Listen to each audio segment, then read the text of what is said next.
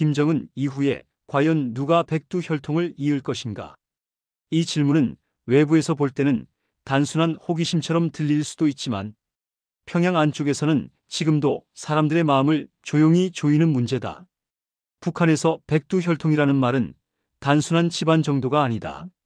혁명의 정통성, 체제의 신성함, 지도자의 권위를 모두 한꺼번에 떠받치고 있는 일종의 종교적 상징에 가깝다. 그래서 백두 혈통은 정권 입장에서는 가장 강력한 방패이면서 동시에 언제든 현 지도자를 향해 뒤집어질 수 있는 가장 위험한 칼이 되기도 한다. 김정은 체제가 시작된 뒤 북한 권력의 핵심은 줄곧 한 가지 두려움을 안고 있었다고 볼 수 있다. 혹시라도 또 다른 백두 혈통이 외부에서 조직을 만들고 또 다른 정통성을 주장하며 자신들을 향해 걸어 들어오는 날이 오지 않을까 하는 불안이다.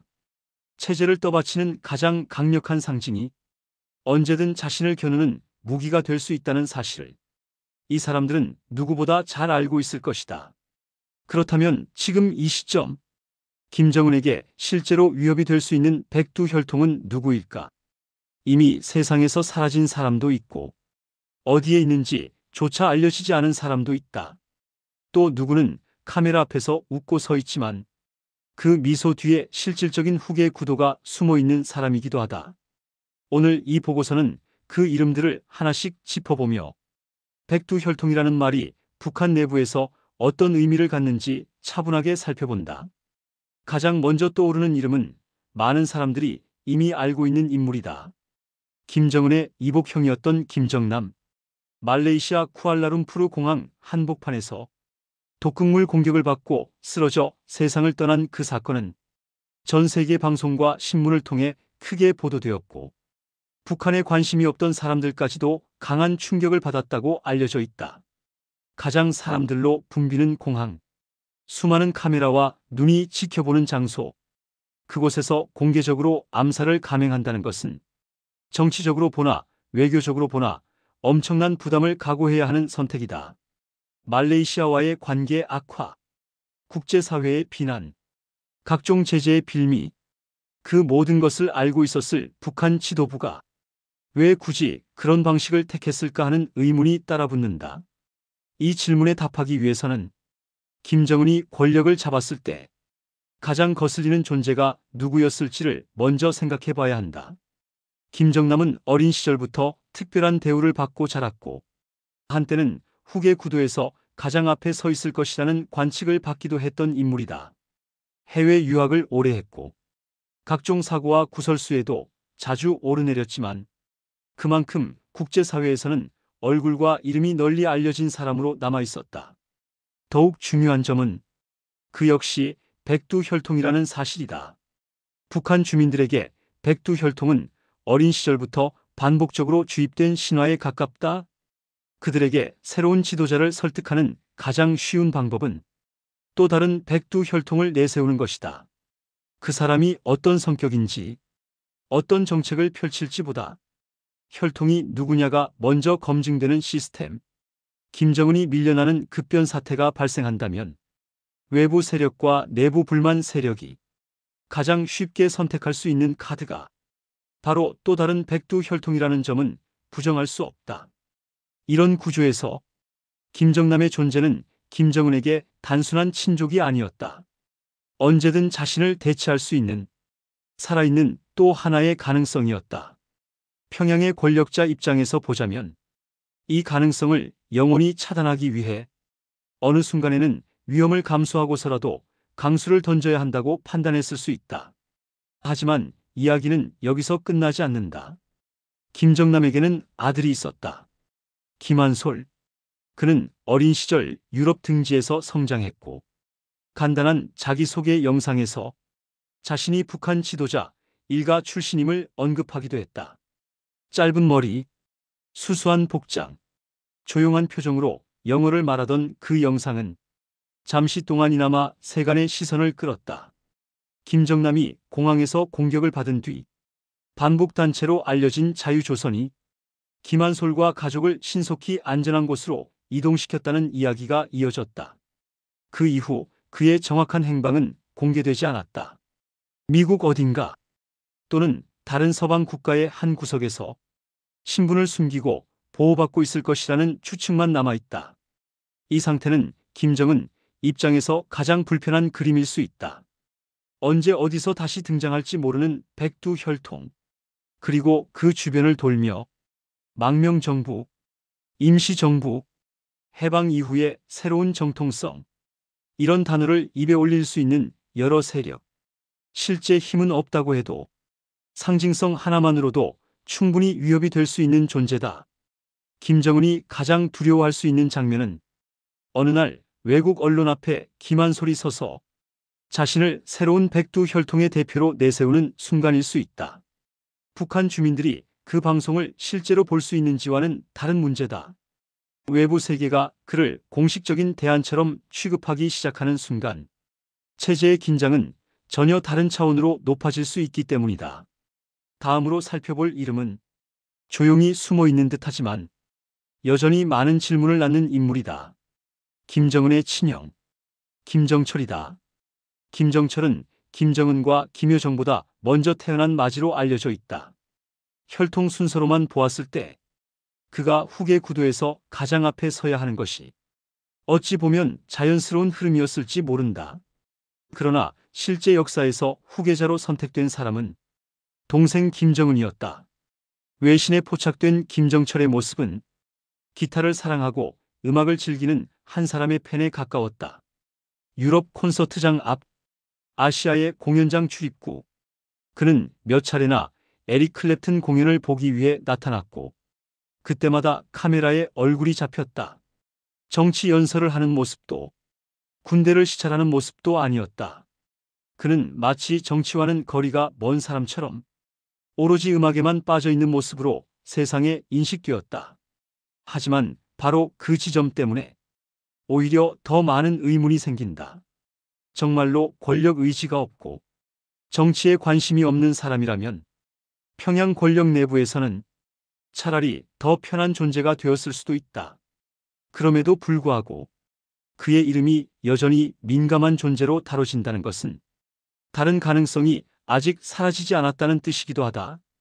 북한에서 가장 위험한 위치 가운데 하나는 현 지도자의 친형이라는 말이 있다. 혈통적으로 더 윗자리에 있으면서도 권력을 가지지 못한 인물. 이 사람은 평소에는 잠잠하게 지내다가도 체제에 큰 충격이 왔을 때 일부 세력이 앞세우기 가장 좋은 카드가 될 수 있다. 김정철이 실제로 그런 생각을 가지고 있는지와는 별개로 권력 핵심 입장에서는 그 가능성 자체가 불편한 것이다. 군부의 일부 세력 혹은 불만을 품은 핵심 관료들.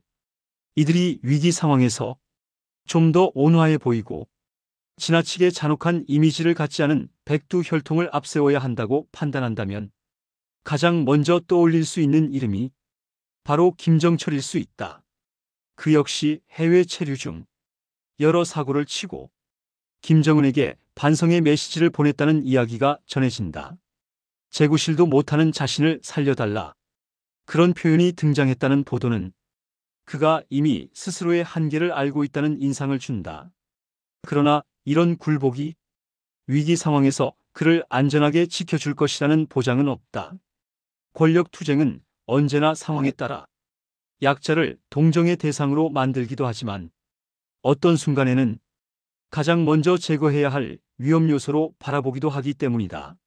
세 번째로 거론되는 인물은 조금 오래된 이름이지만 북한 내부에서는 여전히 기억 속에 자리한 사람이다. 김평일.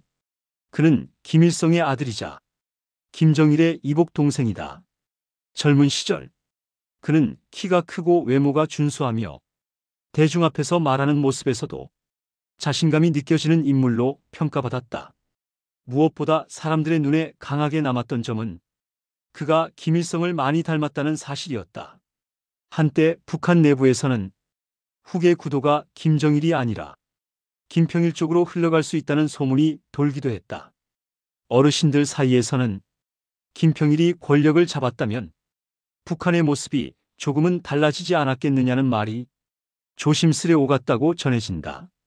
개방에 대한 희미한 기대, 조금 덜 거친 리더십에 대한 바람, 이런 감정들이 뒤섞여 그 이름을 향한 묘한 호감이 생겼던 것이다.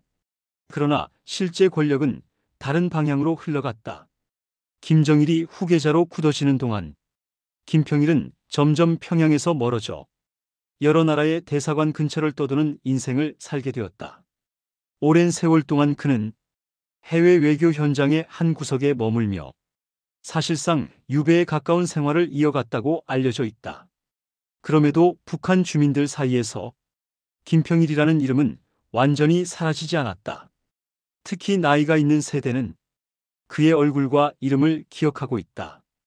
김일성을 닮았다는 인상, 키가 크고 당당했다는 소문, 만약 그가 지도자가 되었다면 북한이 조금은 다른 길을 걸었을지도 모른다는 아쉬움, 이런 요소들이 합쳐져 그의 이미지는 일종의 잃어버린 가능성으로 남아있다. 정권 입장에서 보자면 이런 인물은 언제든 다시 활용될 수 있는 상징이다. 급변 사태, 쿠데타, 내부 반란, 어떤 형태로든 기존 지도부가 무너져 혼란에 빠진다면 사람들은 새로운 얼굴을 찾게 된다. 그때 가장 설득력이 있는 것은 이미 기억 속에 존재하는 다른 백두혈통이다. 그가 피해자이면서 동시에 합법적인 후계라는 이야기를 만들 수 있다면 정통성을 새롭게 짜 맞추는 일은 그리 어렵지 않을 것이다. 따라서 김평일은 평양 안팎에서 여전히 묵직한 카드로 남아있다.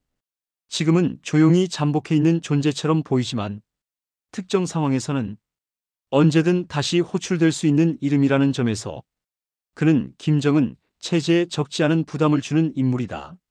마지막으로 살펴볼 이름은 가장 최근에 등장해 가장 많은 관심을 받고 있는 백두혈통이다. 김정은의 딸로 알려진 소녀 김주애.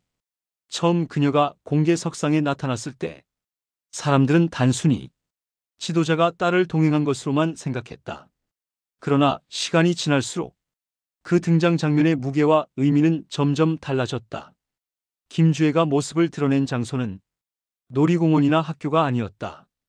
대륙간 탄도 미사일 발사 현장, 전략무기 시험, 해군 부대 시찰, 열병식의 주석단, 북한이 가장 상징적으로 활용하는 무대에 그녀는 아버지와 나란히 서 있었다. 관영 매체의 표현은 더욱 많은 의미를 담고 있다. 사랑하는 자제, 존귀한 자제와 같이 지도자에 가까운 호칭이 사용되며 그녀를 거의 국가의 미래를 상징하는 존재로 묘사하고 있다. 우표 발행, 기념일 지정, 각종 행사에서의 동행은 김주애라는 이름을 북한 주민들의 머릿속에 서서히 각인시키는 작업처럼 보인다. 특히 미사일 발사 장면에서 김정은과 김주애가 함께 손을 잡고 서 있는 화면은 체제의 핵심 무기와 차세대 백두혈통을 하나의 이미지로 묶어버렸다. 이것은 단순한 가족 사진이 아니다. 북한이라는 체제가 자신들의 존립수단과 미래 후계 구도를 노골적으로 연결시키는 상징적 연출이다. 문제는 시점이다. 김정은은 아직 나이가 많은 편이 아니다. 북한의 기준으로 보더라도 당장 후계자를 서둘러 드러낼 이유는 없어 보인다. 그럼에도 불구하고 김주애가 반복적으로 전면에 나타나고 있다는 사실은 여러 해석을 낳게 만든다. 첫째, 김정은의 건강 문제에 대한 의심이다. 각종 보도와 관찰을 통해 그의 체중과 걸음걸이, 흡연 습관, 여러 요소들이 꾸준히 회자되어 왔다. 만약 예상보다 빨리 유고 상황이 닥칠 수 있다고 판단했다면 체제는 최소한의 안전장치로 어린 후계자의 얼굴을 미리 드러내는 선택을 할 수 있다. 둘째, 여성 지도자에 대한 거부감을 줄이기 위한 장기 프로젝트일 가능성이다. 북한은 지금까지 남성 지도자만을 상정한 교육을 해왔다. 여성이 최고 권력을 쥐는다는 상상 자체가 체제 내부에는 잘 존재하지 않았다. 그러나 시대가 조금씩 변하고 김여정 등 여성 인물들이 전면에 등장하면서 권력 구조에 작은 변화의 조짐이 보이기 시작했다. 이런 상황에서 어릴 때부터 오랫동안 김주애를 주민들에게 보여주며 친숙한 존재로 만드는 작업은 언젠가 여성 지도자를 받아들이게 만들기 위한 일종의 장기 세뇌 과정일 수도 있다. 이를 위해서는 시간이 필요하다. 10살 전후의 나이부터 20살을 훌쩍 넘기는 순간까지 꾸준히 이미지를 쌓아 올려야 한다. 셋째, 김정은이 체제의 세습 구도가 더 이상 숨길 수 없는 현실이라는 점을 애초에 인정해버리고 오히려 정면 돌파를 택했을 가능성이다. 사람들이 이미 세대 세습에 지쳐 있다면 더 이상 숨기지 않고 차라리 어린 딸을 통해 부드러운 이미지와 새로운 상징을 함께 심어주려는 전략일 수 있다. 여기서 또 하나의 질문이 따라온다. 장남은 없는가 하는 문제다. 김정은에게 아들이 있다는 소문은 여러 차례 제기되었지만 공식적으로 확인된 적은 없다. 만약 건강한 아들이 있다면 체제의 통념상 가장 먼저 공개석상에 세워야 할 사람은 딸이 아니라 아들일 것이다. 그러나 현실에서 전면에 나온 사람은 언제나 김주애였다. 아들이 없기 때문에 딸에게 무게가 실린 것인지, 아들이 있지만 어떤 이유로 지도자가 되기 어렵다고 판단한 것인지, 혹은 존재 자체를 의도적으로 감추고 있는 것인지, 이 모든 것은 아직 물음표로 남아있다. 결국 김정은을 위협할 수 있는 백두혈통은 멀리 외국에서 숨어있는 한 청년부터 평양 어딘가에서 기타를 잡고 있을지도 모르는 형, 오랜 해외 생활 끝에 다시 조용히 귀환한 숙부, 그리고 미사일 발사대를 배경으로 웃고 있는 어린 딸까지 여러 층위에 걸쳐 동시에 존재하고 있다. 김한솔은 언제든 외부 세력이 상징으로 내세울 수 있는 다음 세대 카드이고, 김정철은 정치에 관심 없는 듯한 이미지 덕분에 오히려 내부 세력이 활용하기 좋은 대체제가 될 수 있다. 김평일은 김일성을 닮은 얼굴과 과거의 기억 덕분에 혼란의 시기에 사람들을 모을 수 있는 상징이 될 잠재력을 가진 사람이다. 김주애는 체제가 스스로 키우고 있는 미래의 얼굴일 수도 있고, 또 다른 선택지를 숨기기 위한 연막일 수도 있다. 북한 내부 보고서의 문장으로 정리하자면 결론은 단순하다. 백두혈통은 체제의 가장 큰 자산이자 동시에 가장 위험한 변수라는 것이다. 현 지도자의 입장에서는 이 혈통들을 철저히 관리하고 통제해야 하고, 외부 세계의 입장에서는 이 혈통들을 언제든 정치적 지렛대 삼아 활용하려는 유혹을 느끼게 된다.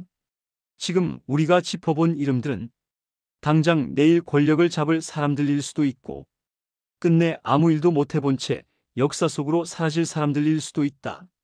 그러나 분명한 사실이 한 가지 있다. 백두혈통이라는 이름이 붙는 순간 그 사람의 삶은 더 이상 한 개인의 사생활이 아니다. 평양 권력의 두려움, 외부 세계의 기대와 계산, 주민들의 상상과 피로감까지 모든 것이 뒤엉켜 올라가는 정치적 파일이 되어버린다는 것이다.